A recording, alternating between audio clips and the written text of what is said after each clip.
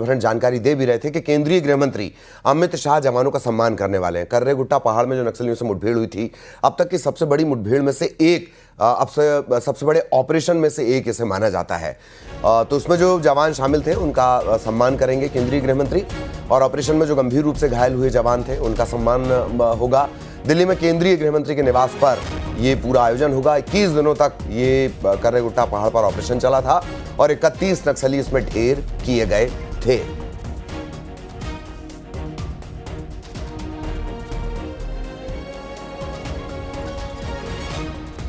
विश्वभरण लगातार हमारे साथ बने हुए हैं। विश्वभरण, हालांकि आपने भी एक बार और जानकारी दी, एक बार फिर हमारे दर्शकों को बताएं।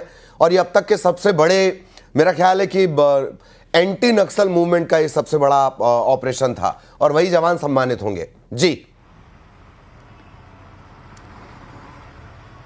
जी बिल्कुल, मई के महीने में कर्रे-गुट्टा पहाड़ी में नक्सलियों के जो है वो बड़ी संख्या में जमावड़ा हुआ था। इसकी जो है सूचना मिलने के बाद हमारे जवानों ने उस पूरी पहाड़ी को घेर लिया था और देश का सबसे ज़्यादा देर तक चलने वाला ये ऑपरेशन था और 21 दिनों तक ये पूरा ऑपरेशन चला था, जिसमें 31 नक्सलियों को हमारे बहादुर जवानों ने मार गिराया था और जो कुछ जवान जो है वो जख्मी हुए थे उनका जो है इलाज कराया जा रहा था। और आज इन्हीं जवानों का जो सम्मान है वो केंद्रीय गृह मंत्री अमित शाह के निवास पर किया जाएगा और उनसे जो है उनकी सराहना की जाएगी, उनको प्रोत्साहन दिया जाएगा।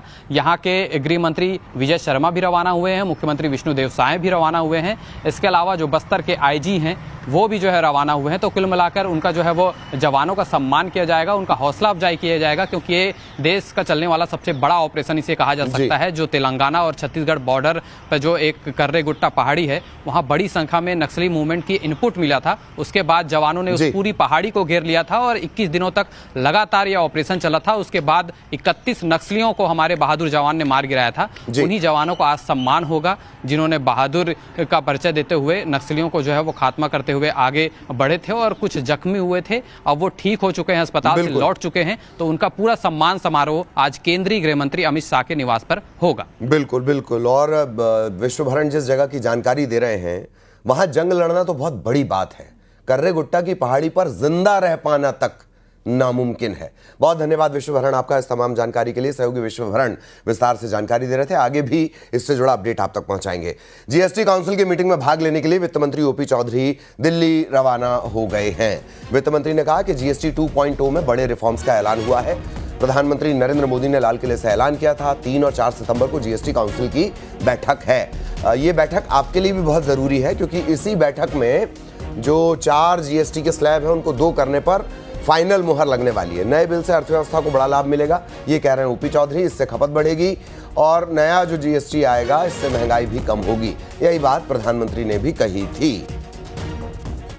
जीएसटी 2.0 नरेंद्र मोदी जी ने बड़े रिफॉर्म्स, बड़े सुधार और रेट में भी बड़े रिवीजन का ऐलान लाल किले की प्राचीर से स्वतंत्रता दिवस के अवसर पर किया है।